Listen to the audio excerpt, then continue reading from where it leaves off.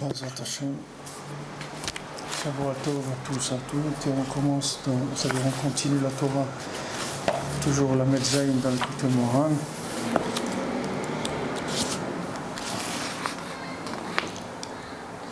Donc on avait vu que Rabbeinu parle du lien de la Tzedaka, que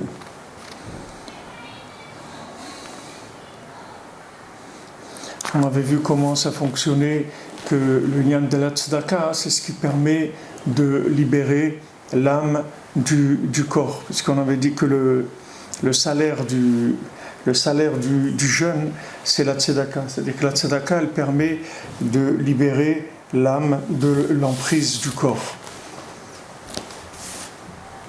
Donc toutes ces notions-là, bien sûr, c'est des notions qu'on a ouvertes avec Rabbi Nathan sur cette Torah. Alors Rabbeinu dit Dalet aval yesh shne prinot tzedaka. Rabbeinu dit mais il y a deux sortes de tzedaka. Ki yesh tzedaka bechutz laaretz, yesh tzedaka beretz Israël. Il y a une tzedaka en chutz laaretz, en dehors d'Eretz Israël. Il y a une tzedaka en Eretz Israël. Vetzidkat Eretz Israël hu gdola lemala mitzidkat chutz laaretz. Maintenant la tzedaka d'Eretz Israël, elle est plus élevée que la tzedaka de chutz laaretz, qui est en dehors d'Eretz Israël. Vechen yesh shne prinat Torah. Même dans la Torah, il y a deux sortes de Torah. Ki en domé à Torah yotzet mehevel sheyesh bo chet. Parce que la Torah qui sort d'un souffle dans lequel il y a des fautes, elle est incomparable avec la Torah qui sort d'un souffle sheyen bo chet, dans lequel il n'y a pas de faute. Comme c'est écrit dans la Gemara Shabbat. La Gemara Shabbat, elle dit que maintenant le monde y tient sur les enfants qui étudient la Torah. Pourquoi sur les enfants qui étudient la Torah? Parce que le souffle des enfants qui étudient la Torah, c'est un souffle qui est pur. C'est un souffle qui n'a pas été contaminé par l'esprit de consommation. On dit que même si vous voyez un enfant, que l'enfant il aime manger ou s'amuser, etc., tout ça, ça ne s'appelle pas du mal. Parce que l'enfant, il a pas de notion de mal.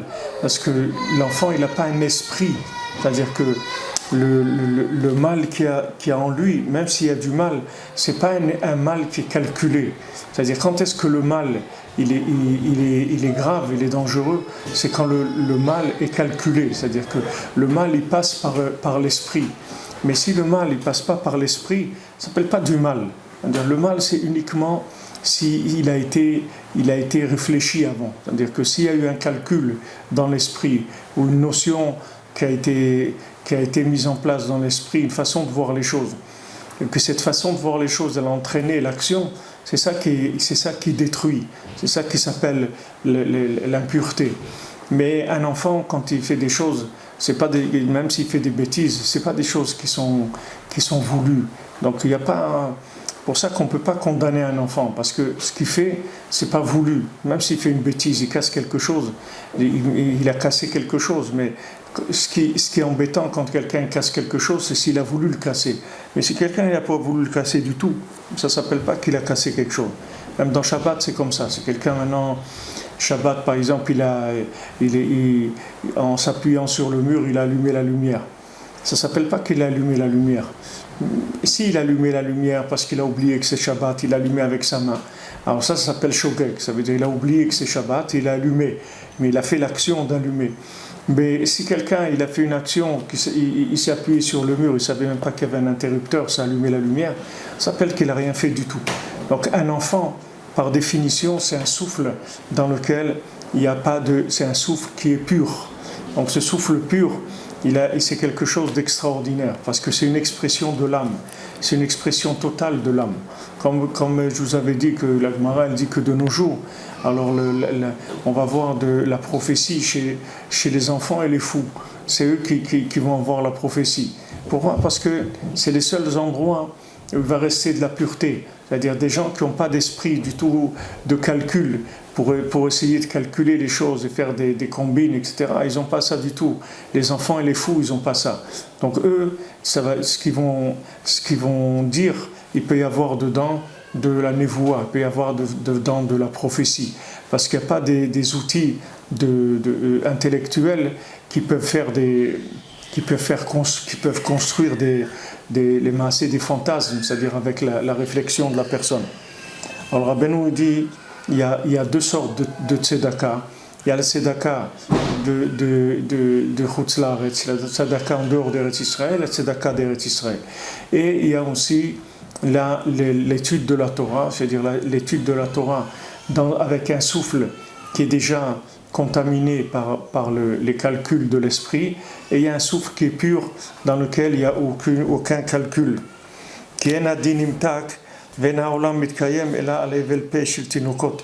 Parce que la rigueur du monde ne s'adoucit et le monde ne tient que sur le souffle des enfants qui étudient la Torah. Comme c'est écrit dans le Zohar, Anitzanim Neru Baaretz, les Nitzanim, ce qui a poussé, ça se voit sur la terre, Ilen Avot Haolam, ça ce sont les pères du monde. Et Azamir Egia, et le temps de la moisson est arrivé. Kad Ataidan le Katsetsa Hayavaya Min Alma, quand ça arrive le moment d'éliminer les coupables de la terre, Bekol Hator Nishma, et la voix de la tourterelle, elle s'entend, du pigeon, la tourterelle, elle s'entend. Dakala de Yanuka de Ravia de la Eboraïta. Ça, c'est la voix des enfants qui étudient la Torah. Moshkatouv Toré Zahav, comme c'est écrit, des Toré Zahav, des Toré, ça veut dire normalement des colonnes de Zahav, d'or. C'est écrit aussi, tu feras 2 chérubins en or. Aliedekala de Yanuka de Ravia Nidgalu Avot Baolam Leagen. Par la voix des enfants qui étudient la Torah, c'est comme ça que les ancêtres, nos pères, Abraham, Isaac et Yaakov, ils se révèlent dans le monde pour protéger. Nemtsa Kshata Rotse Shidgalu Aliadcha Avot Baolam. Donc on voit de là que quand tu veux que les ancêtres, que nos pères Abraham, Isaac et Yaakov, ils se révèlent dans le monde pour repousser la rigueur et l'obscurité, Shikra vesichrut menaolam, enlever l'oubli, enlever la folie du monde, il faut que tu aies un souffle dans lequel il n'y a pas de faute. Maintenant, quand tu vas donner la tzedaka pour Eretz Israël, tu vas t'inclure dans l'air, dans le souffle d'Eretz Israël. Sheuprinat Hevel Akadosh, qui est un souffle saint. Shen Bochet, dans lequel il n'y a aucune faute. Donc Rabbeinu dit ici que le monde, si on veut adoucir la rigueur du monde, alors s'il faut l'adoucir dans sa racine. Qu'est-ce que c'est la rigueur du monde? C'est la rigueur qui vient par le fait que le monde a oublié à quoi il sert. C'est-à-dire quand maintenant les gens ils se donnent à la consommation à outrance, quand ils vont quand ils vont que vers de la consommation, qui cherchent à développer tout ce qu'ils développent dans la technologie, dans le bâtiment, dans le vêtement, dans tout ce qu'on veut. Le développement, il sert à une seule chose, c'est que pour le plaisir, pour se faire plaisir. Et les gens, ils ont oublié complètement qu'il y a Dieu dans le monde. Alors ça fait du din, ça fait de la rigueur. Parce que un patron, il va pas maintenir une entreprise dans laquelle on ne se souvient pas du tout pourquoi elle a été mise en place. C'est-à-dire, si les gens ils se souviennent pourquoi le patron il a fait l'entreprise, alors le patron il va continuer. Mais si maintenant l'entreprise elle va à la dérive complètement, elle va dans un autre esprit que ce pourquoi elle a été créée, donc Hachem il va plus continuer. Il y a des accusations dans le ciel, on a des accusateurs qui viennent. Il y a des tribunaux, il y a 24 tribunaux dans le ciel qui siègent chaque heure. Chaque heure, c'est un nouveau tribunal. Et ils jugent le monde. Et ils voient est-ce qu'on continue ou on ne continue pas. Tout le temps, c'est comme ça. C'est pas un jugement d'une fois par an à Rosh Hashanah. Tous les jours, c'est jugé et toutes les heures. C'est avec un nouveau tribunal chaque heure qui siège. Donc maintenant, on va juger l'homme. et juger toutes les nations, savoir est-ce que l'affaire elle est viable ou pas. Maintenant, si on regarde 99% de l'humanité, c'est sûr que c'est pas viable. C'est-à-dire il n'y a pas besoin de continuer parce que ça va nulle part. C'est-à-dire si vous laissez les gens aller à leur façon de vivre qu'ils ont aujourd'hui, c'est sûr que jamais ils vont trouver Hachem. D'après leur esprit, d'après leur mentalité, comme ils ont formaté leur tête et leur cœur et tout, jamais ils vont arriver à trouver qu'il y a Hachem dans le monde. Donc comment on va faire pour pouvoir maintenir le monde? Alors on va aller dans la racine, c'est-à-dire on va aller chercher quelque chose qui est proche de la perfection. Proche de la perfection, c'est aller chercher tout ce qui est pur dans le monde. Alors ce qui est pur dans le monde, c'est le souffle des enfants qui étudient la Torah. Comme il ramène ici le Zohar sur Shir HaShirim, quand il dit quand vient le moment de la moisson. C'est quoi le moment de la moisson? Le moment de la moisson, c'est quand il est venu le moment de moissonner les méchants du monde, c'est-à-dire de raser les méchants du monde. Qui c'est les méchants? Ce sont les gens qui ont fait du monde une autre interprétation que ce que Hachem il a fait. Hachem il a fait le monde pour qu'on le connaisse à travers chaque chose. Ça c'est la base, comme on a étudié au début. Ça c'est la volonté du Créateur. Donc maintenant les gens ça les intéresse pas. Ça les intéresse pas. Aujourd'hui, dites aux gens, voilà, il faut chercher le Créateur. La plupart des gens, ça les intéresse pas. La plupart des gens, c'est des ventres ambulants. Ils cherchent à rentrer de l'argent, des plaisirs, du manger, des vacances, des trucs, s'éclater, se bronzer, se rôtir. Et ce qu'ils veulent, c'est ça. Ce qu'ils veulent, c'est ça. Maintenant, Hachem, il va pas laisser le monde comme ça. Donc, soit maintenant, il y a de la vapeur de souffle d'enfants qui étudient la Torah, qui est pur. Et ce souffle pur-là, il va aller réveiller les ancêtres du monde, Abraham, Israël et Jacob. Et que quand il va les révéler, il va aller les réveiller aussi, et les révéler. Alors ces ancêtres-là, ils vont venir plaider pour l'humanité. Ils vont dire à Hachem, mais attends, toi tu nous as promis ça et ça et ça. Donc maintenant, eux, ils vont venir être des plaidoyers pour l'humanité. Donc ils vont venir plaider grâce au souffle qui a été révélé par ces enfants. Mais si maintenant, on ne réveille rien de pur dans le monde, s'il n'y a plus d'idéal, c'est-à-dire des idéalistes dans le monde, des gens qui ont donné leur vie pour révéler Hachem dans le monde, s'il n'y a plus ça, comment vous voulez que le monde continue? Il n'y a aucune chance que les gens vont arriver. Ils vont arriver à ça. Quelle est la probabilité que quelqu'un qui est complètement dans un système de consommation, Bichlal, comment il peut imaginer qu'il existe une autre forme de vie, ici même, dans ce monde-là? Quelle forme comment il peut imaginer ça? Alors ça amène si maintenant ça va trop dans la consommation, alors ça amène de la rigueur dans le monde. Ça amène de la rigueur. Cette rigueur-là, elle fait des choses qui sont des destructions. Vous voyez, voilà, des gens, ils viennent, ils décapitent des gens, ils font des trucs. D'où ça vient, ça? Vous croyez que c'est eux qui font ça? C'est-à-dire, vous croyez que c'est des gens qui ont en eux une sagesse pour arriver à comprendre des choses et à agir de par eux-mêmes. C'est pas eux, ils n'agissent pas. Eux, c'est des envoyés du tribunal céleste. C'est-à-dire, ils viennent pour réveiller le monde. C'est pas que eux, ils vont pas payer pour ça. Ils sont responsables de ce qu'ils font. C'est pas qu'ils sont pas responsables. Parce que on envoie un bourreau, et il est responsable de faire son travail. Il peut pas dire c'est mon travail. Il n'y a personne qui t'a obligé à faire ce travail. Il y a beaucoup d'autres travaux, d'autres métiers à faire dans le monde. Tu n'es pas obligé de faire ça. Donc maintenant, eux, ils vont payer pour ce qu'ils font. Mais maintenant, comment cette folie, elle monte dans le monde? Parce que cette folie, elle vient par rapport à l'autre folie qu'il y a. C'est-à-dire la folie de la consommation à outrance, la folie des mariages homo, des trucs comme ça. Ça amène de la rigueur dans le monde. Ça amène de la destruction.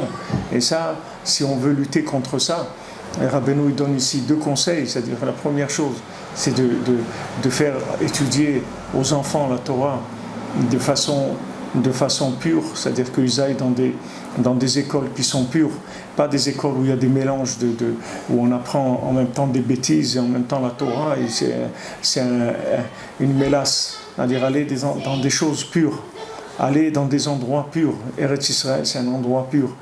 Maintenant, quelqu'un il dit, bon, mais moi je ne peux pas vivre en Israël, je ne parle pas l'hébreu, je n'ai pas les moyens, je vais aller là-bas, moi je n'ai pas des moyens, je n'ai pas de quoi m'acheter une maison, rien, comment je vais faire, etc. Ok, tu ne peux pas aller pour l'instant, mais tu peux t'inclure dans le souffle d'Eretz Israël, par la tzedaka que tu vas donner pour Eretz Israël.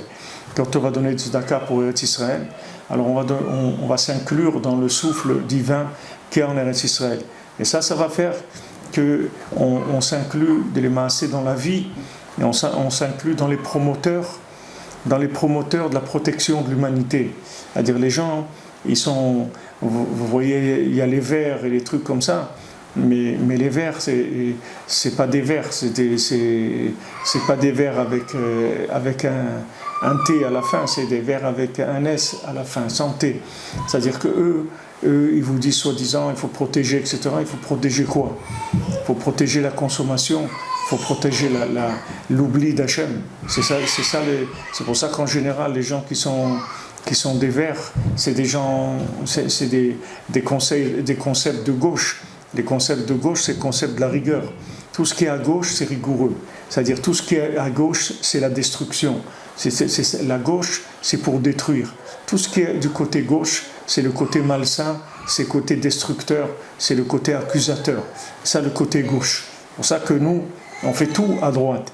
Tout à droite. Et même chez les chassidim, même les boutons des vestes qu'on porte, on boutonne la droite sur la gauche. Même les chemises, elles sont boutonnées la droite sur la gauche. Quand on met les chaussures, on met la chaussure droite d'abord. On s'habille côté droit. Tout ce qu'on fait, on fait avec Yamin. Parce que Yamin, c'est l'endroit de la Gdusha, c'est l'endroit d'Eretz Israël, comme on a vu dans le Shiur jeudi soir, que Benyamin, le fils de la droite. Maintenant, Yaakov Avinu, quand il était chez Lavan, quand il est né Yosef, il a dit maintenant il faut partir. Il s'est dépêché de partir tout de suite. Pourquoi il s'est dépêché de partir tout de suite? Parce qu'il a dit je ne veux pas que Benyamin il naisse en dehors d'Eretz Israël. Parce que Yaakov Avinu, il savait combien d'enfants il allait avoir, il savait qu'est-ce que c'était les tribus, les shvatim, qu'il allait avoir 12 shvatim, etc. Donc maintenant, quand il allait avoir le dernier, Benyamin, il a dit celui-là, je veux qu'il naisse en Eretz Israël. Je veux pas qu'il naisse en Chutz La'aretz. Je veux qu'il naisse en Eretz Israël. Parce que pourquoi il voulait qu'il naisse en Eretz Israël? Parce qu'il voulait une pureté totale. C'est-à-dire qu'il voulait que cet enfant-là il soit pur. Parce que dans sa part d'Eretz Israël, dans son territoire, c'est là où le Beth Amikdash il va être construit. C'est-à-dire le Beth Amikdash il a été construit dans le Chelek de Binyamin. Parce que Binyamin, c'est la pureté totale. C'est-à-dire que c'est ça Benyamin. C'est-à-dire le fils de la droite. Il n'y a aucune gauche dedans. C'est que de la droite. D'ailleurs en français aussi, on dit, quand on dit quelqu'un qui est gauche, ou quelqu'un qui est gauche, ça veut dire qu'il ne sait pas ce qu'il fait, il fait Hachem, il réparera le monde. Mais dans quel état il va être le monde quand il va être réparé? Qui est-ce qui va être réparé? Qui est-ce qui va avoir part à cette réparation et que lui-même il sera réparé à travers la réparation qu'il aura rendue possible? C'est ça notre part, c'est ça qu'on a besoin. Alors ici, la ligne à suivre, Rabbeinu il donne, c'est pas compliqué ce que Rabbeinu dit ici. Il y a deux choses, il y a le souffle divin, que ce souffle divin, il vient soit des enfants qui étudient la Torah, mais des enfants qui étudient la Torah avec, comme on a vu, on va le voir, Rabbeinu va dire, avec des enseignants qui sont valables, c'est-à-dire qu'eux-mêmes, ce n'est pas des consommateurs, parce que si l'enseignant de la Torah, c'est un consommateur, alors c'est lui, il va abîmer le souffle divin de l'enfant. Alors, il faut des bons enseignants pour les enfants, pour les études de la Torah, qui soient du souffle divin. Et d'un autre côté, il y a Eretz Israël.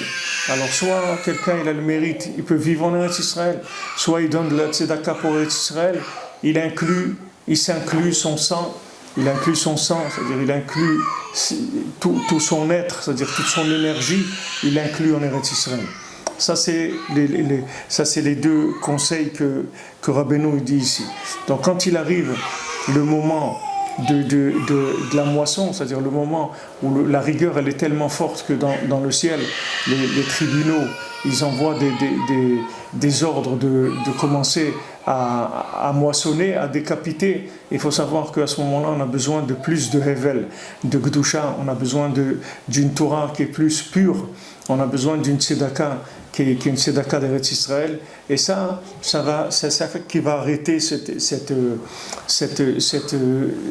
vague-là de violence. Parce que cette vague de violence, elle vient du fait qu'on n'arrive pas à réveiller nos mérites.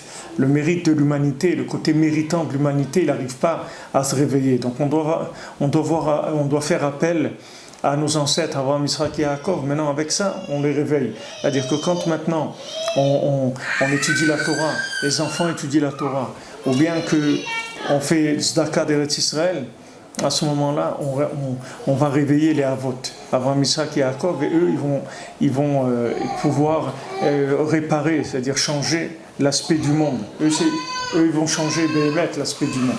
Parce qu'ils interviennent dans les tribunaux en haut, et il n'y a personne qui peut il n'y a aucune rigueur qui peut tenir devant les ancêtres. Parce que Hachem, il s'est engagé avec eux. Il a un contrat avec eux. C'est un contrat. Mais ce contrat, il faut le faire valoir en permanence. Il faut le faire valoir parce qu'il y a tellement d'accusations qu'il faut sortir les papiers en permanence pour montrer que ça nous appartient, pour montrer que c'est à nous, pour montrer tout le temps, il faut le prouver. Il faut le prouver parce qu'il y a une lutte dans le ciel. Et on a vu aussi que maintenant que quand Yaakov, il a envoyé, quand Yosef, ils ont vendu Yosef, c'est-à-dire qu'ils sont arrivés à un tel niveau, les Shvatim, de se tromper, ils se sont tellement trompés qu'ils ont voulu tuer Yosef, ils ont voulu le vendre, alors que lui c'était Mamash, c'est celui qui est venu délivrer le monde, et Yosef il est venu pour réparer le monde. Yosef c'était, Yaakov et Yosef c'est Kechada Chashivé, on dit que Yaakov et Yosef c'est une seule chose. Yosef c'est Yaakov, c'est Emet, Titen Emet Yaakov. Yaakov c'est la vérité. Et Yosef c'est la vérité vécue. Yaakov c'est la vérité enseignée, la vérité trouvée. Comme il y a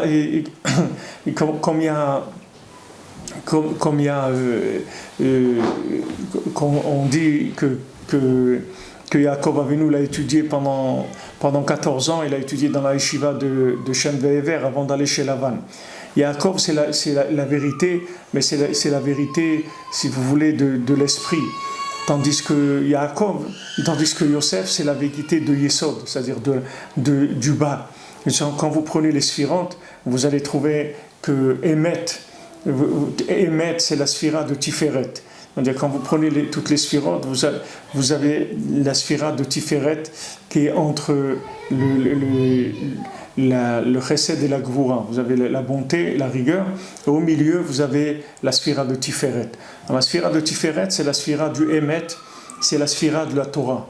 Mais si vous descendez dans cette sphira-là de Emet, vous la tirez vers le bas. Alors d'abord elle a un rapport avec le Da'at parce que entre aussi la Chokhma et la Bina, la Chokhma c'est Chesed, la Bina c'est Gvura et le Da'at c'est la conscience véritable d'Hachem. Si vous prenez cette ligne-là et vous descendez jusqu'en bas, vous allez arriver dans Yesod. Et Yesod c'est Yosef. Et de là après vous rentrez dans Malchut. De là ça va réparer le pouvoir d'Hachem. Quand on dit que la création du monde, elle a été là pour être de Begin Deishtamudeinle, c'est-à-dire pour que Hachem soit connu dans le monde. Comment Hachem il est connu? Par Yesod, par l'alliance. L'alliance c'est quoi l'alliance? L'alliance ça veut dire c'est de lier tout avec Hachem. C'est ça le secret de l'alliance. L'alliance c'est quoi?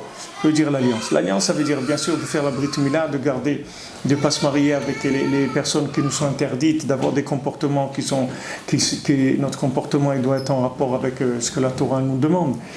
Mais l'alliance, dans son concept général, c'est le lien entre chaque chose et Hachem. Ça, c'est Yosef.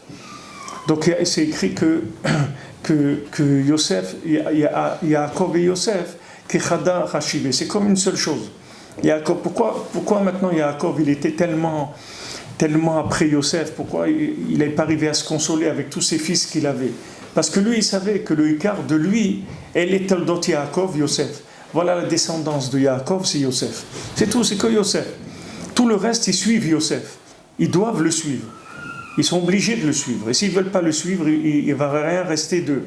Ils sont obligés de suivre Yosef. Comme Rabbi Nathan, avant de mourir, il a dit Lecho Yosef, il a montré Rav Nachman Tulchiner, qui était son élève, il a dit Lecho Yosef, allez chez Rav Nachman Tulchiner, et lui, il va vous dire quoi faire. Parce que Rav Nachman Tulchiner, bien que ce n'était pas un très grand érudit en Torah, bien sûr, par rapport à nous aujourd'hui, c'est un grand érudit en Torah, mais par rapport à eux à l'époque, il y avait le Rav de Tchérin, par exemple, le Rav Nachman de Tchérin, c'était un Gaon, c'était un Rav sur 60 villes, il était Rav à l'âge de 16 ans, c'était un Gaon en l'âme. 16 ans ou 17 ans, il avait quand il est devenu Rav. C'était un grand érudit en Torah, très très grand érudit en Torah. Et c'est lui qui a écrit le livre Par Parot la Chochma, le livre Ekara de Shabbata, le livre d'Eretz Israël, les choses qu'on a étudiées aussi sur cette Torah, on a fait dernièrement des passages que c'est lui qui a écrit. C'est un grand Gaon, un grand érudit en Torah. À Falpiken, lui, il venait écouter les cours de Rav Nachman Tulchiner. Rav Nachman Tulchiner, par rapport à lui, c'était comme un homme simple, comme ça. C'était pas du tout un érudit en Torah par rapport à lui. Pourtant, il venait l'écouter. Pourquoi? Parce que Rav Nachman Tulchiner, il avait le chimouche de Rabbi Nathan, comme il a vécu toute sa vie avec Rabbi Nathan, il a donné toute sa vie avec Rabbi Nathan. Rav Nachman Tulchiner, il passait un Shabbat sur 2 chez Rabbi Nathan. Lui, il habitait à Tulchin, Rabbi Nathan, il habitait à Breslev. Un Shabbat sur 2, il était chez Rabbi Nathan. Il faisait tout ce que Rabbi Nathan il avait besoin de lui. C'est lui qui a été imprimé les livres en Roumanie. Rav Nachman Tulchiner, il a été en Roumanie, dans la ville de Yas, où il a imprimé le premier l'écouté à la route, parce qu'il y avait la censure en Ukraine, il ne pouvait pas imprimer. Il a été là-bas, il allait à pied, parce qu'il ne voulait pas dépenser l'argent pour l'imprimerie. Il marchait à pied des centaines de kilomètres. Il a laissé sa femme et ses enfants, ils allaient mourir de faim. Ils sont venus voir Rabbi Nathan et son fils qui habitait à Tulchin. Rabbi Tzrak, le fils de Rabbi Nathan, il habitait à Tulchin. Alors la femme de Rav Nachman Tulchiner, elle est venue, elle a dit on va mourir de faim. Il est parti, on n'a rien.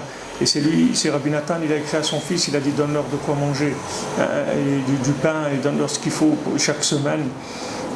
Parce qu'il savait quelle était Messirut Nefesh qu'il a eu Rav Nachman Tulchiner. Maintenant, cette approche-là de s'inclure, c'est-à-dire d'être méchamesh comme ça, le tzaddik, c'est ça qui donne qu'après, la personne, elle a la etza, c'est-à-dire elle sait comment il faut faire. Quand quelqu'un il avait besoin d'un conseil, il demandait à Rav Nachman Tulchiner. Il ne demandait pas au Rav de Tchérin, qui était un érudit en Torah. Il demandait à Rav Nachman Tulchiner, parce que Rav Nachman Tulchiner, il avait le conseil, parce que le conseil, c'est dans les pieds. Le conseil, c'est le contact avec la réalité. Et ça, vous ne pouvez pas l'avoir d'un théoricien. Un théoricien, même si sa théorie, elle est vraie, mais même si on a une théorie qui est vraie 100%, même si quelqu'un, toute la théorie qu'il a dans sa tête, elle est vraie 100%. Mais s'il n'a pas l'application de cette théorie, s'il ne sait pas comment elle s'applique, c'est comme s'il n'avait rien du tout. La Torah, elle dit, quelqu'un qui connaît toute la Torah, mais il n'a pas eu un contact avec les rabbanim, il n'a pas été méchamesh, il n'a pas servi des rabbanim pour être proche d'eux, alors il ne connaît pas les applications de cette théorie. Même si cette théorie, c'est de la vérité pure, il faut une application pour la vivre. L'application de Yaakov, c'est Yosef. Et les Toldot Yaakov, Yosef. La descendance de Yaakov, c'est Yosef. Alors, Yaakov et Yosef, ils sont considérés comme les deux aspects de la vérité. Il y a un côté de la vérité qui est la connaissance pure de la vérité et qu'il faut la connaître. Mais il faut savoir que cette vérité-là, si elle n'a pas le côté de Yosef, elle est inexistante, puisque maintenant elle n'a pas d'application, personne ne va pouvoir la vivre. Il y a beaucoup de gens qui connaissent la Torah aujourd'hui, qui connaissent beaucoup de Torah, mais ils sont incapables de vous dire qu'est-ce qu'il faut faire pour vous en sortir, comment il faut faire pour vous en sortir dans la vie. Alors ces gens-là, qu'est-ce qu'ils connaissent? Ils connaissent des textes, mais ces textes-là, ils ne connaissent pas le côté application, comment on va vivre ça. Alors Yosef, quand il a vu ses frères, que ses frères ils avaient été contre lui, que ses frères ils voulaient le tuer, que ses frères ils l'ont vendu à l'Égypte, qu'est-ce qu'il a fait? Quand ils sont venus vers lui, il leur a dit, si maintenant vous voulez me prouver que vous n'êtes pas des espions, c'est-à-dire que vous n'êtes pas des gens qui sont venus uniquement pour profiter, regarder un petit peu ce qui se passe, pour voir du pays, comme on dit, si vous voulez me prouver ça, il faut vous m'amener Binyamin. Il faut vous amener Binyamin. Maintenant, Yaakov ne voulait pas lâcher Binyamin, parce que Binyamin, c'était tout pour lui. Binyamin, c'était le fils de la droite, et pour Eretz Israël, etc. Il a dit, bon, quand ils ont vu qu'ils allaient mourir de faim, Yehuda, il a dit, voilà, moi je te garantis, etc. En fin de compte, il a lâché. Maintenant, quand Binyamin est venu, à ce moment-là, il les a fait souffrir encore plus, parce qu'il a mis son verre dans le sac de Binyamin. Et ils ont eu très très peur, etc. Et tout ça, il leur a fait faire pour faire tchouva, pour qu'ils fassent tchouva. Faire tchouva sur quoi? Sur qu'ils ont vendu le tzaddik. C'est-à-dire, ils ont cru que le tzaddik, c'est quelqu'un comme eux.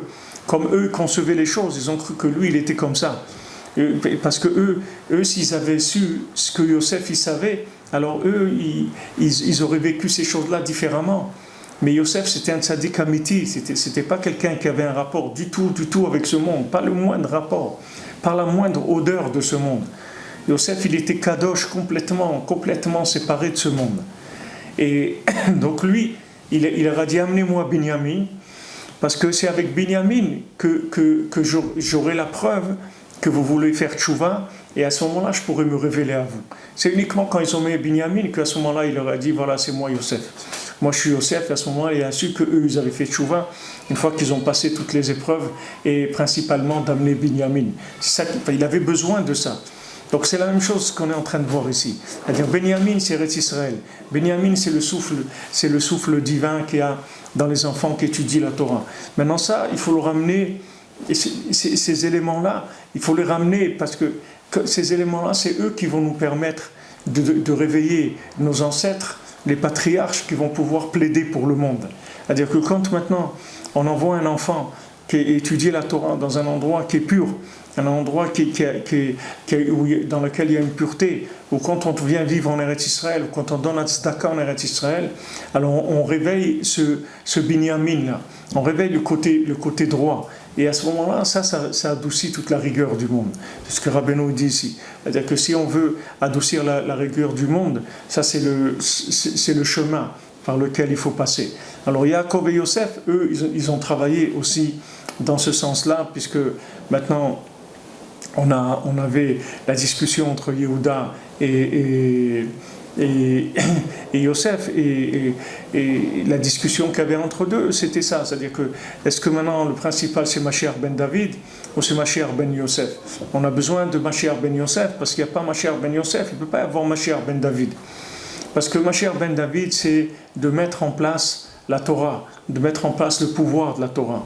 Mais on ne peut pas mettre en place le pouvoir de la Torah tant qu'on n'a pas débarrassé le monde de la rigueur. Parce que tant que maintenant quelqu'un, vous ne lui avez pas réparé sa façon de voir les choses, vous ne pouvez pas installer de la Torah en lui. Vous ne pouvez pas installer de la Torah dans quelqu'un qui est un malade mental. Comment vous voulez installer en lui de la Torah?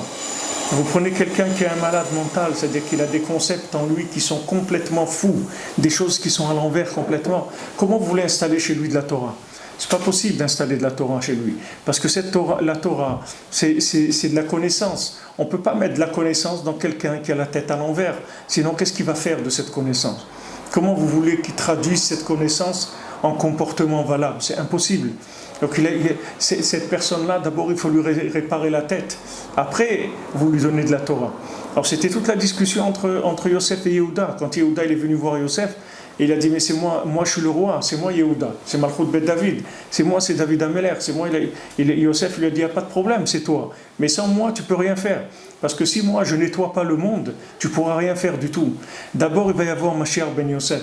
Mashiach ben Yosef, il va nettoyer le monde. Il va nettoyer le monde.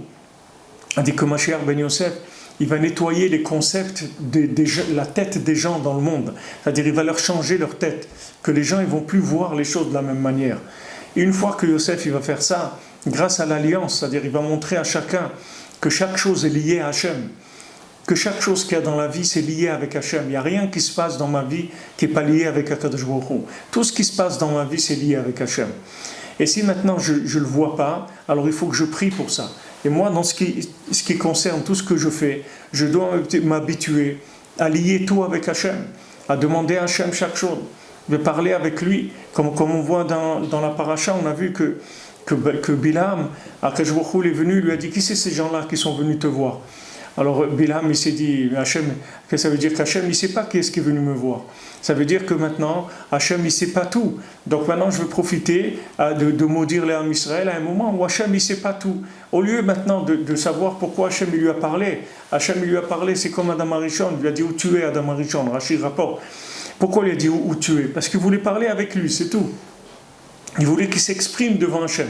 En s'exprimant devant Hachem, il y a avoir un souffle divin qui va se réveiller en lui. Et ce souffle divin, il va purifier sa façon de voir les choses. Et il va faire tchouva. C'est ça qu'Hachem il voulait. Hachem il lui a parlé à Bilam, il lui a dit, dis-moi, qu'est-ce que c'est ces gens-là qui sont venus te voir? S'il avait répondu Bilam et qu'il avait dit, ben voilà, ils sont venus pour me proposer ça et ça. Le fait qu'il dise ça devant Hachem, ça même, ça lui aurait fait prendre conscience de la folie dans laquelle il était et il serait sorti du problème. Mais lui, qu'est-ce qu'il a fait? Il a interprété ça comme une faiblesse d'Hachem qui ne savait pas qui est-ce qui est venu le voir. Mais Hachem, il sait très bien qui est-ce qui est venu le voir. Comme Adam Arishon, Hachem, il sait très bien où il est Adam et il lui dit où tu es. Il sait très bien où il est. C'est uniquement pour parler avec lui, c'est tout. C'est pas pour lui demander où il est vraiment. Alors maintenant ça c'est le dialogue, c'est-à-dire Hachem il vient, il déclenche le dialogue chez quelqu'un. Quand il voit que quelqu'un ne parle pas, alors il va le mettre dans une situation où il va l'obliger à venir parler avec Hachem, à demander à Hachem des choses, à venir s'exprimer devant Hachem. Cette expression-là devant Hachem, c'est elle-même qui va réparer la vie de la personne. Ça c'est le souffle divin. Alors ça, Yosef, il a dit, tant qu'il n'y a pas ça, c'est pas la peine de parler d'autre chose. Yosef, ça veut dire il est émotif, c'est-à-dire il ajoute quoi? Il ajoute que la présence divine dans chaque chose, c'est ça qu'il ajoute, Yosef. Et bien, quand Rabbeinu Rabbi Nachman est venu, il avait tout ça, c'était déjà prêt à être terminé. Toute cette histoire-là de Yosef et de Yehuda, toute cette discussion, elle était finie parce que Rabbeinu il est arrivé à l'union de toutes ces choses-là. Parce que Rabbeinu, ce qu'il a amené dans le monde, c'est en même temps le Tikkun Abrit, c'est-à-dire la réparation de l'alliance avec le Tikkun Klali, et en même temps une Torah comme il n'y a jamais eu dans le monde, la Torah après la résurrection des morts. Rabbeinu, il a amené les deux. C'est pour ça que Rabbeinu, il a eu un fils qui s'appelait Shlomo Ephraim. Shlomo, c'est Ben David, Ephraim, c'est Ben Yosef. Rabbeinu, il avait un fils que ce fils-là, il incluait les deux Mashiach. Si ce fils il avait vécu, c'était les deux Mashiach dans une seule personne. Mais malheureusement, les gens, ils ont fait tellement de controverses contre Rabbeinu que le petit, il est mort, il a vécu que quelques jours et il est mort. Parce que le monde, il était pas encore méritant, c'est-à-dire le côté de la consommation, il était encore trop fort. Il y avait trop de rigueur sur le monde. Rabbeinu croyait que ça allait être terminé, mais le Maasé, ça s'est pas terminé. Parce que, alors maintenant, tout ce temps-là que ça dure, c'est uniquement pour finir ça.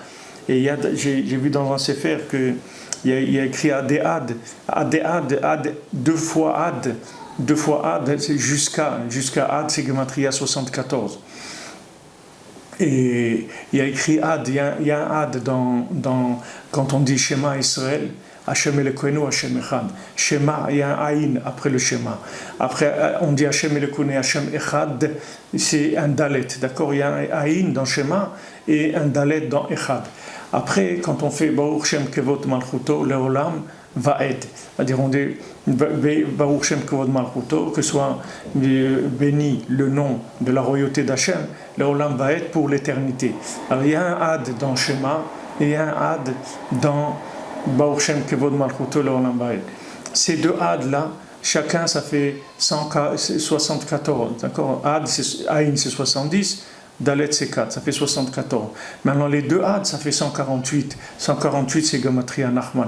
C'est-à-dire Rabbeinu, il est venu il avait en lui, c'est-à-dire il a en lui cette possibilité de réparer complètement les deux notions. En même temps la notion de vérité et en même temps la notion de Malchut d'Hachem.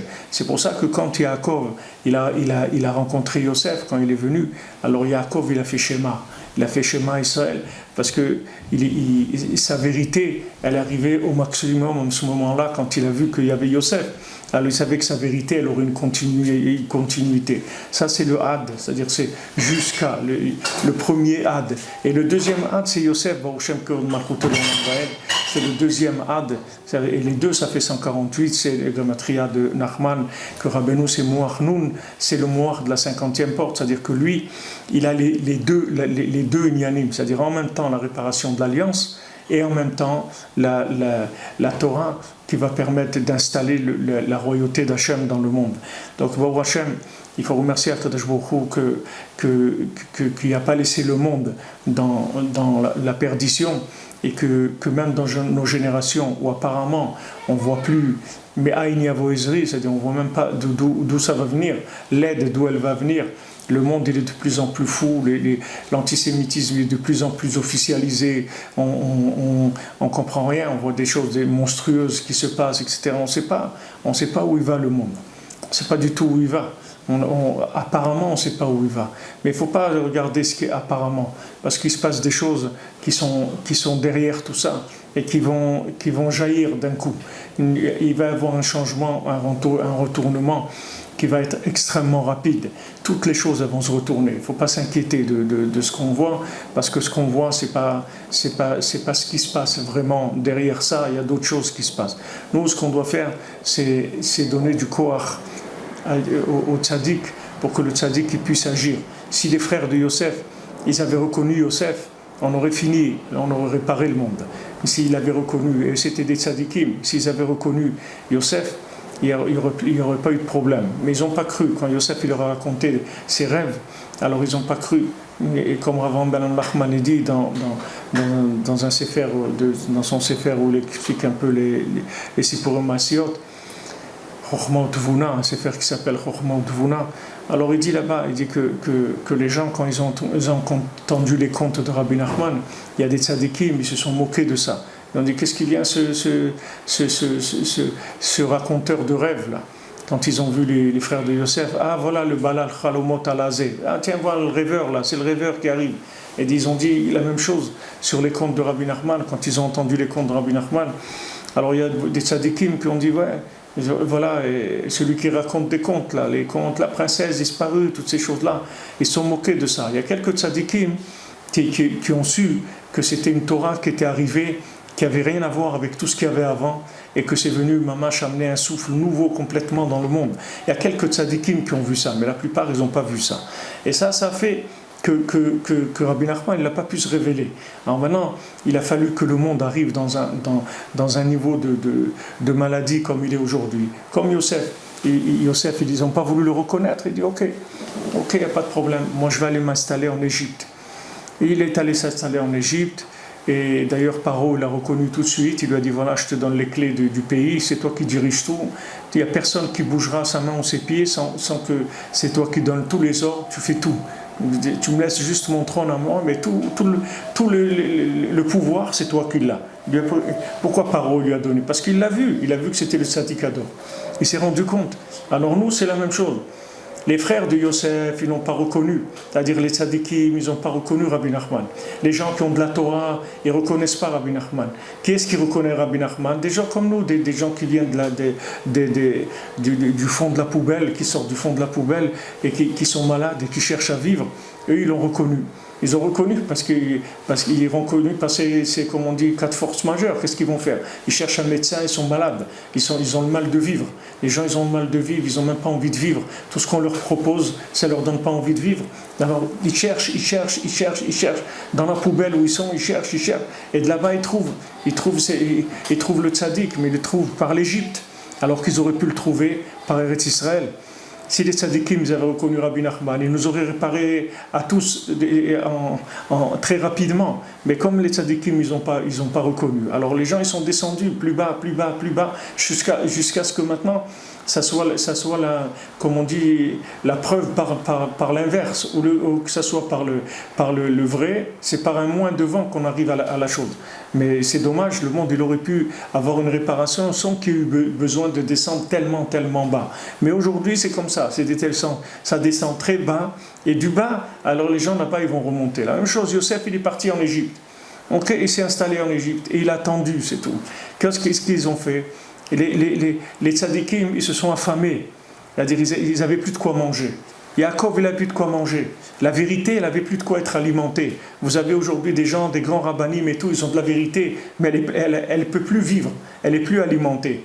Elle n'est plus alimentée. Je vous ai lu des articles, voilà, des plus grands rabbinim. Il dit il faut faire Hitbo des doutes aujourd'hui. C'est tout ce qui peut vous aider. Ah, maintenant vous parlez d'Hitbo des doutes. Si vous avez parlé d'Hitbo des doutes il y a 200 ans, on n'aurait pas été dans le pétrin dans lequel on est aujourd'hui. On n'aurait pas eu besoin de passer par toute cette douleur, toute cette souffrance dans laquelle on est passé, que ce soit la Shoah, que ce soit tout par quoi on est passé. On n'a pas tous ces mariages qui sont détruits, tous ces foyers détruits, tous ces fous là tous les jours des gens qui divorcent, des fous, de plus en plus, des enfants abandonnés, ils sont déchirés entre leur père et leur mère, on les oblige à choisir. Ouais, maman elle n'est pas bien, regarde ce qu'elle a, et maman elle parle sur papa, c'est lui qui n'est pas bien, et les gosses ils sont fous, ils ont la tête explosée complètement. Pourquoi on a besoin de passer par tout ça? Pourquoi on a besoin de passer par tout ça? Parce que les tzadikim, ils n'ont pas voulu reconnaître Rabbi Nachman. C'est pour ça qu'on passe par tout ça. Parce on est obligé de le reconnaître par l'Égypte, par la souffrance. C'est par ça qu'on le reconnaît. C'est-à-dire maintenant, eux, les tzadikim, leur vérité, elle ne marche plus.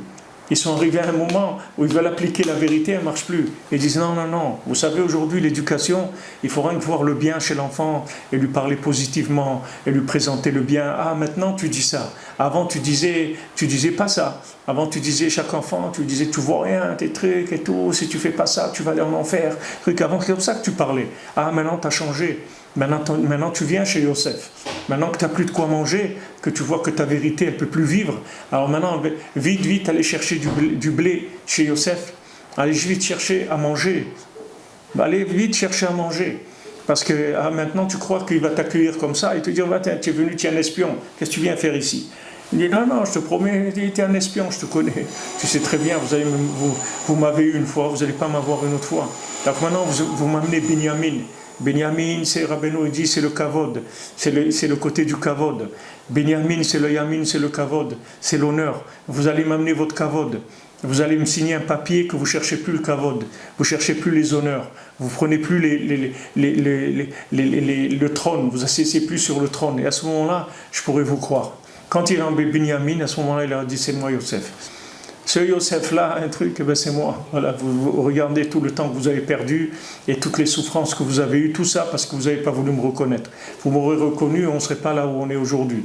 Donc, bon, Hachem, Akadosh Baruch Hu, il a envoyé un tzaddik comme ça, qui a la solution générale et particulière de chacun et de toute l'humanité. Et notre seul travail, c'est uniquement de le faire connaître. De faire connaître aux autres et de faire connaître à nous-mêmes déjà. C'est-à-dire nous-mêmes d'avoir la émouna, que Bémet, lui, il a le koach, il a la force de pouvoir nous réparer, uniquement avec des conseils très simples comme il donne de parler avec Hachem, et qu'avec ça, Rabbeinu, il a garanti que tout va se réparer avec ça.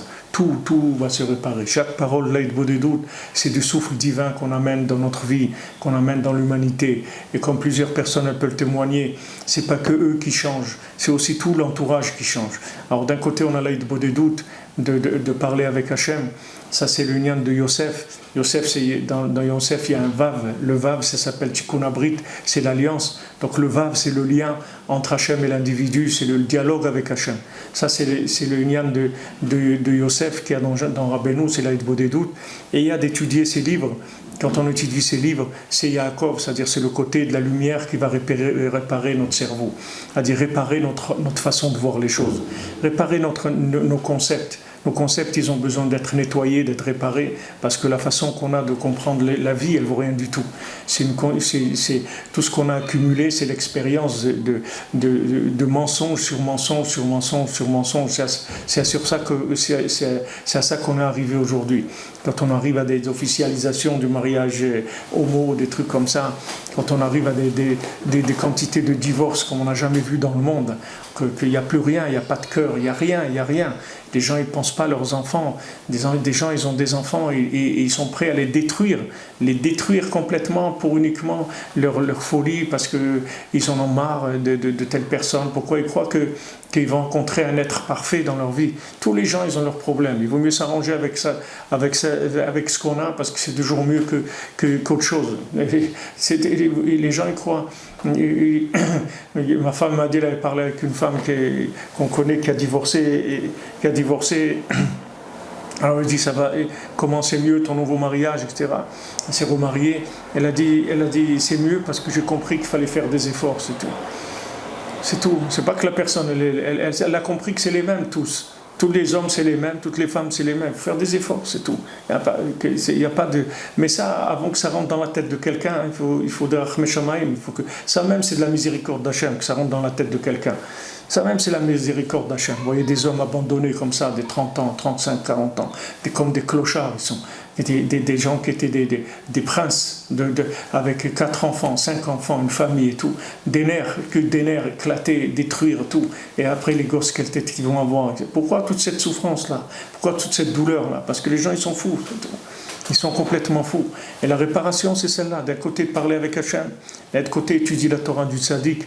Rentrer tout son cerveau, son cœur, rentrer dans ces textes-là. Pour qu'ils puissent se réparer à travers ces textes. Rabbi nous l'a dit, mes textes, c'est des médicaments. Ça arrange le cerveau. Ça arrange le cerveau. Comme Rabbi Nachman dit, quand on met les tefilines, dans la paracha, dans les parachiotes des tefilines, c'est écrit qu'il faut mettre les tefilines. C'est écrit dans les parachiotes même des tefilines qu'il faut mettre les tefilines. Alors Rabbi Nachman dit que dans la Torah de Rabbeinu, il y a le médicament de ce qu'il est en train de parler. Il se fait pendant qu'on est en train d'étudier la Torah. Il y a l'action qui se fait. C'est-à-dire que ce sont des choses qui agissent sur l'individu. Ce ne sont pas des textes qui sont passifs. Ce ne sont pas des textes qui sont... Ce sont des textes radioactifs. C'est-à-dire ils sont actifs avec de la spiritualité qui agit sur la personne et qui la change. D'un côté, ça c'est le côté Yaakov de Rabbeinu, c'est le côté de Emet, de Yaakov, et l'autre côté de Yosef qui est le Tikkun Abrit, qui est l'alliance, qui est le Vav, c'est le lien avec Hachem, c'est de parler avec Hachem. C'est pour ça que Rabbeinu dit que la plus grande chose c'est de faire de la Torah, de la Tfila. C'est-à-dire quand on a étudié quelque chose comme ça, alors d'en parler avec Hachem, de parler de l'étude avec Hachem. Il dit, il n'y a pas un plus grand plaisir pour Hachem quand on vient lui parler de l'étude qu'on a faite. Quand on vient parler, je regarde, Hachem, merci, ces enseignements, ils sont merveilleux. Quand est-ce que moi aussi je pourrais arriver à ce souffle divin? Quand est-ce que moi aussi je pourrais arriver à la tzedaka d'Eretz Israël? Et peut-être je pourrais arriver même à vivre en Eretz Israël. Comment je peux faire pour m'inclure aussi dans l'étude des enfants dans ce souffle divin? Tout ça, quand on en fait une discussion avec Hachem, il n'y a pas un plus grand plaisir que ça, parce qu'on unit les deux notions, de la Torah et de la Tfila ensemble. Bezrat Hachem, Shavua Tov, et beaucoup d'Atzlacha pour tout le monde, une bonne semaine, avec que du bien, Bezrat Hachem, que du chesed dans le monde, que Hachem il fasse chesed pour toute l'humanité, que du chesed, Bezrat Hachem. Et on se retrouve, Bezrat Hachem, demain à l'antenne.